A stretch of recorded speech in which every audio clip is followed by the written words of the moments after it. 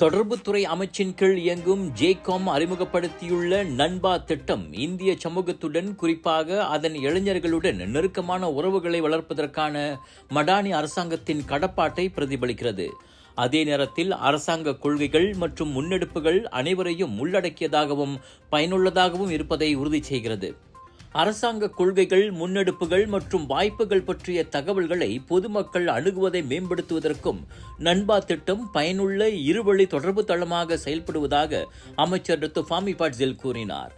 Kuala Lumpur Pantai Dalam IWK eco park பூங்காவில் இன்று இந்த நண்பா திட்டத்தை தொடக்கி வைத்து அவர் உரையாற்றினார். Jadi kedua dan yang telah diusahakan oleh pihak JKOM dan akan terus dilaksanakan di pelbagai komuniti, di pelbagai negeri untuk merapatkan hubungan di antara bukan hanya JKOM dan masyarakat tapi juga pelbagai agensi dengan pihak komuniti selain daripada menyampaikan beberapa perkara yang penting sama ada menjelaskan tentang dasar kerajaan, mendengar isu-isu yang dihadapi oleh rakyat untuk disampaikan kepada agensi dan kementerian dan seterusnya mengeratkan silaturahim sesama kita. இந்த நிகழ்ச்சியில் Batur நாடாளுமன்ற உறுப்பினரும் மித்ரா தலைவருமான B பிரபாகரனும் கலந்து கொண்டார்.